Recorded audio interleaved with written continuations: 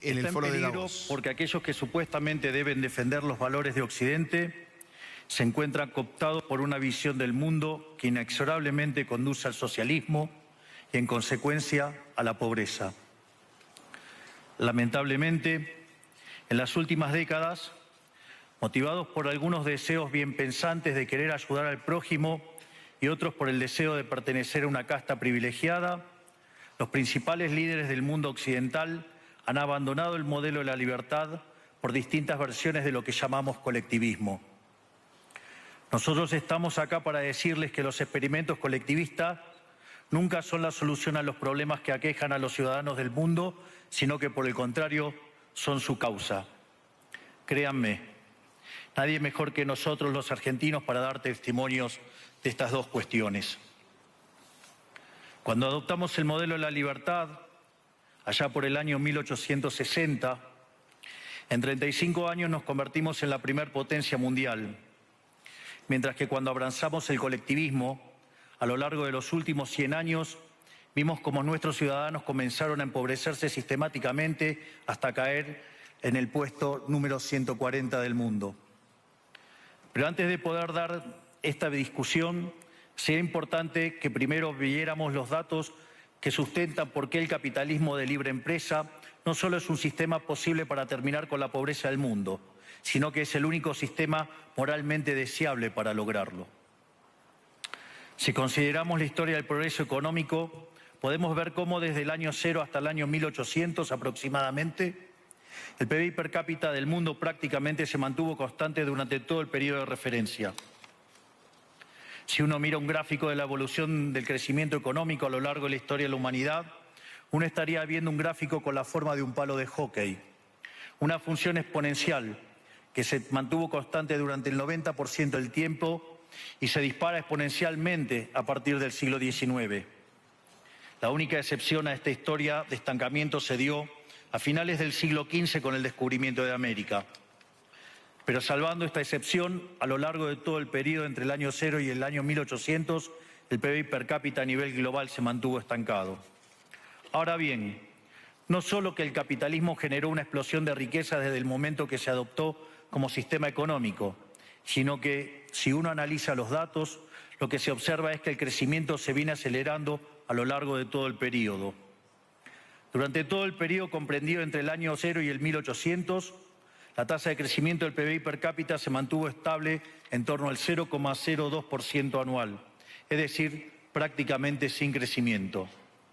A partir del siglo XIX, con la revolución industrial, la tasa de crecimiento pasa al 0,66%. A ese ritmo, para duplicar el PBI per cápita, se necesitarían crecer durante 107 años. Ahora bien, si observamos el periodo entre 1900 y 1950, la tasa de crecimiento se acelera al 1,66% anual. Ya no necesitamos 107 años para duplicar el PBI per cápita, sino 66. Y si tomamos el periodo comprendido entre 1950 y el año 2000, vemos que la tasa de crecimiento fue de 2,1% anual, lo que derivaría en que en solo 33 años podríamos duplicar el PBI per cápita del mundo. Esta tendencia, lejos de detenerse, se mantiene viva aún hoy. Si tomamos el periodo entre el año 2000 y el 2023, la tasa de crecimiento volvió a acelerar el 3% anual, lo que implica que podríamos duplicar nuestro PBI per cápita en el mundo en tan solo 23 años. Ahora bien, cuando se estudia el PBI per cápita desde el año 1800 al día de hoy, lo que se observa es que luego de la revolución industrial, el PBI per cápita mundial se multiplicó por más de 15 veces, generando una explosión de riqueza que sacó de la pobreza al 90% de la población mundial. No debemos olvidar nunca que para el año 1800, cerca del 95% de la población mundial vivía en la pobreza más extrema, mientras que ese número cayó al 5% para el año 2020, previo a la pandemia. La conclusión es obvia. Lejos de ser la causa de nuestros problemas, el capitalismo de libre empresa como sistema económico es la única herramienta que tenemos para terminar con el hambre, la pobreza y la indigencia a lo largo y a lo ancho de todo el planeta. La evidencia empírica es incuestionable.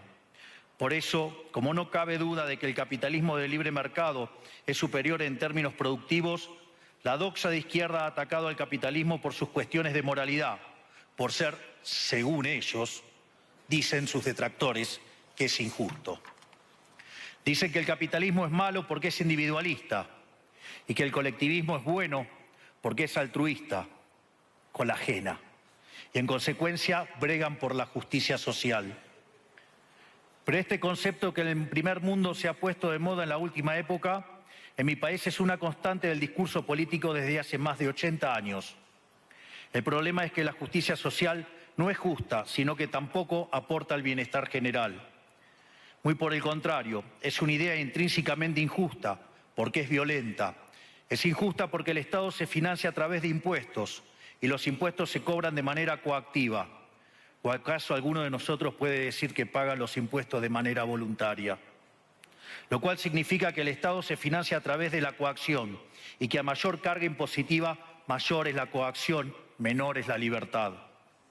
Quienes promueven la justicia social parten de la idea de que el conjunto de la economía es una torta que se puede repartir de una manera distinta. Pero esa torta no está dada, es riqueza que se va generando en lo que, por ejemplo, Israel Kirzler llama un proceso de descubrimiento de mercado. Si el bien o servicio que ofrece una empresa no es deseado, esa empresa quiebra a menos que se adecúe a lo que el mercado le está demandando. Si genera un producto de buena calidad a un buen precio atractivo, le va a ir bien y va a producir más. De modo que el mercado es un proceso de descubrimiento en el cual el capitalista encuentra sobre la marcha el rumbo correcto. Pero si el Estado castiga al capitalista por tener éxito y lo bloquea en este proceso de descubrimiento, destruye sus incentivos y las consecuencias de ello es que va a producir menos y la torta será más chica, generando perjuicio para el conjunto de la sociedad. El colectivismo, al inhibir estos procesos de descubrimiento y al dificultar la apropiación de lo descubierto, ata al emprendedor de las manos y le imposibilita producir mejores bienes y ofrecer mejores servicios a un mejor precio. ¿Cómo puede ser entonces que desde la academia, los organismos internacionales, la política y la teoría económica se demonice un sistema económico que no solo ha sacado de la pobreza más extrema al 90% de la población mundial y lo hace cada vez más rápido, sino que además es justo y moralmente superior? Gracias al capitalismo de libre empresa, hoy el mundo se encuentra en su mejor momento. No hubo nunca en toda la historia de la humanidad un momento de mayor prosperidad que el que vivimos hoy. El mundo de hoy es más libre, más rico, más pacífico y más próspero que en cualquier otro momento de nuestra historia. Esto es cierto para todos, pero en particular para aquellos países que son libres, donde respetan la libertad económica y los derechos de propiedad de los individuos. Porque aquellos países que son libres son 12 veces más ricos que los reprimidos. El decil más bajo de la distribución de los países libres vive mejor que el 90% de la población de los países reprimidos. Tiene 25 veces menos cantidad de pobres en el formato estándar y 50 veces menos en el formato extremo. Y por si eso fuera poco, los ciudadanos de los países libres viven un 25% más que los ciudadanos de los países reprimidos. Ahora bien, para entender qué venimos a defender es importante definir de a qué hablamos nosotros cuando hablamos de libertarismo. Para definirlo, retomo las palabras del máximo prócer de las ideas de la libertad de Argentina, el profesor Alberto Venegas Lynch, hijo, que dice: el libertarismo es el respeto irrestricto del proyecto de vida del prójimo, basado en el principio de no agresión y en defensa del derecho a la vida, a la libertad y a la propiedad, cuyas instituciones fundamentales son la propiedad privada, los mercados libres de intervención estatal, la libre competencia, la división del trabajo y la cooperación social, donde solo se puede ser exitoso sirviendo al prójimo con bienes de mejor calidad a un mejor precio. Dicho de otro modo, el capitalista, el empresario exitoso, es un benefactor social que, lejos de apropiarse de la riqueza ajena, contribuye al bienestar general. En definitiva, un empresario exitoso es un héroe. Este es el modelo que nosotros estamos proponiendo para la Argentina del futuro. Un modelo basado en los principios fundamentales del libertarismo: la defensa de la vida, de la libertad y de la propiedad. Ahora bien, si el capitalismo de libre empresa y la libertad económica han sido herramientas extraordinarias para terminar con la pobreza en el mundo, y nos encontramos hoy en el mejor momento de la historia de la humanidad, vale la pena preguntarse por qué digo entonces que Occidente está en peligro. Digo que Occidente está en peligro justamente porque en aquellos países que deberíamos defender los valores del libre mercado, la propiedad privada y las demás instituciones del libertarismo, sectores del establishment político y económico, algunos por errores en su marco teórico y otros por ambición de poder, están socavando los fundamentos del libertarismo, abriéndole las puertas al socialismo y condenándonos potencialmente a la pobreza, a la miseria y el estancamiento. Porque nunca debe olvidarse que el socialismo es siempre y en todo lugar un fenómeno empobrecedor, que fracasó en todos los países que se intentó. Fue un fracaso en lo económico, fue un fracaso en lo social, fue un fracaso en lo cultural y además asesinó a más de 100 millones de seres humanos. El problema esencial de Occidente hoy es que no solo debemos enfrentarnos a quienes, aún luego de la caída del muro y la evidencia empírica abrumadora, siguen bregando por el socialismo empobrecedor, sino también a nuestros propios líderes, pensadores y académicos que, amparados en un marco teórico equivocado, socavan los fundamentos del sistema que nos ha dado la mayor expansión de riqueza y prosperidad de nuestra historia. El marco teórico al que me refiero es el de la teoría económica neoclásica, que diseña un instrumental que, sin quererlo, termina haciendo funcional la intromisión del Estado, el socialismo y la degradación de la sociedad.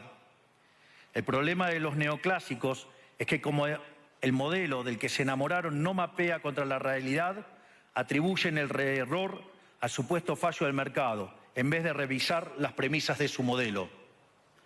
Sobre pretexto de un supuesto fallo de mercado, se introducen regulaciones que lo único que generan es distorsiones en el sistema de precios que impiden el cálculo económico y, en consecuencia, el ahorro, la inversión y el crecimiento. Este problema radica esencialmente que ni siquiera los economistas supuestamente libertarios comprenden qué es el mercado, ya que si se comprendiera, se vería rápidamente que es imposible que exista algo así como un fallo de mercado. El mercado no es una mera descripción gráfica de una curva de oferta y otra de demanda en un gráfico. El mercado es un mecanismo de cooperación social donde se intercambian voluntariamente derechos de propiedad. Por lo tanto, dada esta definición, hablar de fallo de mercado es un oxímoron. No existe el fallo de mercados. Si las transacciones son voluntarias, el único contexto en el que puede haber un fallo de mercado es si hay coacción. Y el único con la capacidad de coaccionar de manera generalizada es el Estado, que tiene el monopolio de la violencia. En consecuencia, si alguien considera que hay un fallo de mercado, les recomendaría que revisen si hay intervención estatal en el medio. Y si encuentran que no hay intervención estatal en el medio, les sugiero que hagan de nuevo el análisis porque definitivamente está mal. Los fallos de mercado no existen. Un ejemplo de los supuestos fallos de mercado que describen los neoclásicos son las estructuras concentradas de la economía. Sin embargo, sin funciones que presenten rendimientos crecientes a escala, cuya contrapartida son las estructuras concentradas de la economía, no podríamos explicar el crecimiento económico desde el año 1800 hasta hoy. Fíjense qué interesante. Desde el año 1800 en adelante, con la población multiplicándose más de 8 o 9 veces, el producto per cápita creció más de 15 veces. Es decir, existen rendimientos crecientes. Eso llevó la pobreza extrema del 95% al 5%. Sin embargo, esas presencias de rendimientos crecientes implican estructuras concentradas, lo que se llamaría, por ejemplo, un monopolio. ¿Cómo puede ser que algo que haya generado tanto bienestar para la teoría neoclásica, eso es un fallo de mercado? Economistas neoclásicos, salgan de la caja. Cuando el modelo falla, no hay que enojarse con la realidad, hay que enojarse con el modelo y cambiarlo. El dilema que enfrenta el modelo neoclásico es que dicen querer perfeccionar el funcionamiento del mercado atacando lo que ellos consideran fallos, pero al hacerlo no solo abren las puertas del socialismo, sino que atentan contra el crecimiento económico. Ejemplo, regular monopolios, destruirle las ganancias y destrozar los rendimientos crecientes, automáticamente destruiría el crecimiento económico. Dicho de otro modo, cada vez que ustedes quieran hacer una corrección de un supuesto fallo de mercado, inexorablemente, por desconocer lo que es el mercado o por haberse enamorado de un modelo fallido, están abriendo las puertas al socialismo y están condenando a la gente a la pobreza. Sin embargo, frente a la demostración teórica de que la intervención del Estado es perjudicial, la evidencia empírica de que fracasó porque no podía ser de otra manera, la solución que propondrán los colectivistas no es mayor libertad, sino es que es mayor regulación, generando una espiral descendente de regulaciones hasta que todos seamos más pobres y a la vida de todos nosotros dependa de un burócrata sentado en una oficina de lujo. Dado el estrepitoso fracaso de los modelos colectivistas y los innegables avances del mundo libre, los socialistas se vieron forzados a cambiar su agenda. Dejaron atrás la lucha de clases basada en el sistema económico para reemplazarla por otros supuestos conflictos sociales igual de nocivos para la vida en comunidad y para el crecimiento económico.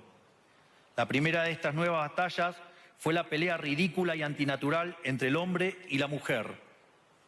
El libertarismo ya establece la igualdad entre los sexos.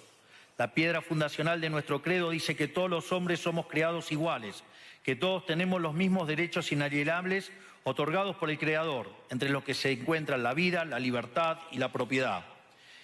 En lo único que devino esta agenda del feminismo radical es en mayor intervención del Estado para entorpecer el proceso económico, darle trabajo a burócratas que no le aportaron nada a la sociedad, sea en formato de ministerios de la mujer o organismos internacionales dedicados a promover esta agenda. Otro de los conflictos que los socialistas plantean es del hombre contra la naturaleza. Sostienen que los seres humanos dañamos el planeta y que debe ser protegido a toda costa, incluso llegando a abogar por mecanismos de control poblacional o en la agenda sangrienta del aborto. Lamentablemente, estas ideas nocivas han pregnado fuertemente en nuestra sociedad. Los neomarxistas han sabido cooptar el sentido común de Occidente. Lograron esto gracias a la apropiación de los medios de comunicación, de la cultura, de las universidades y sí, también de los organismos internacionales. Este último caso es el más grave tal vez, porque se trata de instituciones que tienen enorme influencia en las decisiones políticas y económicas de los países que integran esos organismos multilaterales. Por suerte, somos cada vez más los que nos atrevemos a levantar la voz, porque vemos que si no combatimos frontalmente estas ideas, el único destino posible es que cada vez vamos a tener más Estado, más regulación, más socialismo, más pobreza, menos libertad y, en consecuencia, peor nivel de vida. Occidente, lamentablemente, ya comenzó a transitar este camino. Sé que a muchos les puede sonar ridículo plantear que Occidente se ha volcado al socialismo, pero solo es ridículo en la medida que uno se restringe a la definición económica tradicional del socialismo, que establece que es un sistema económico donde el Estado es el dueño de los medios de producción.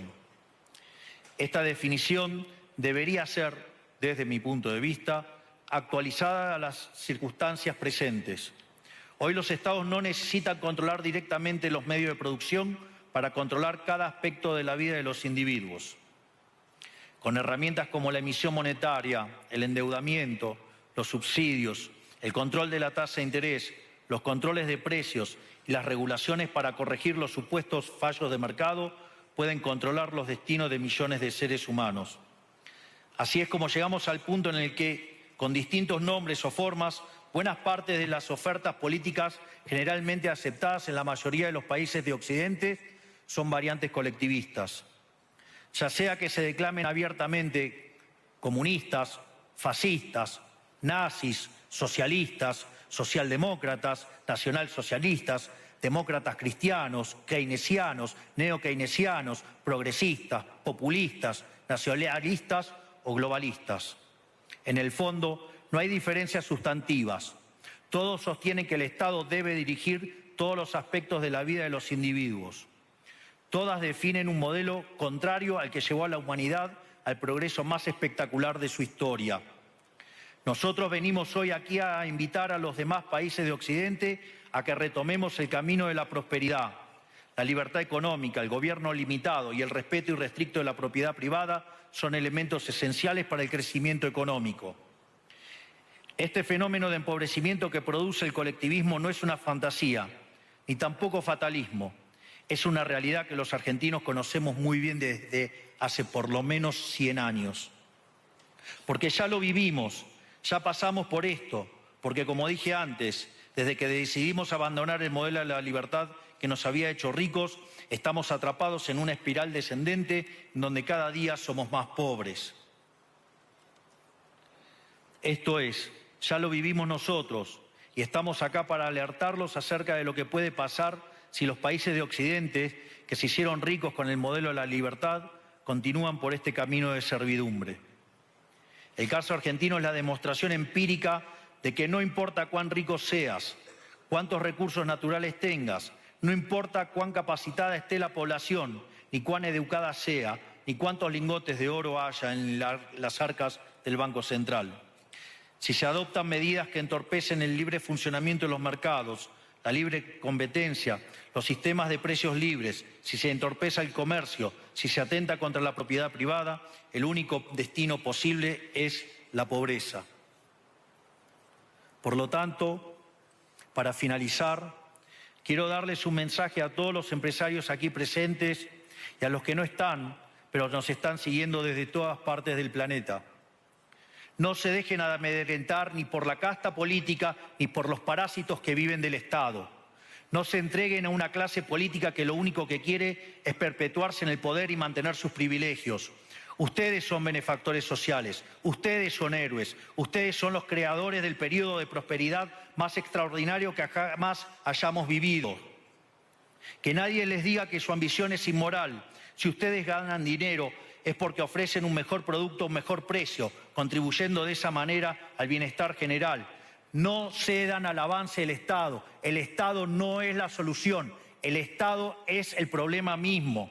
Ustedes son los verdaderos protagonistas de esta historia y sepan que a partir de hoy cuentan con Argentina como un aliado incondicional. Muchísimas gracias y ¡viva la libertad, carajo!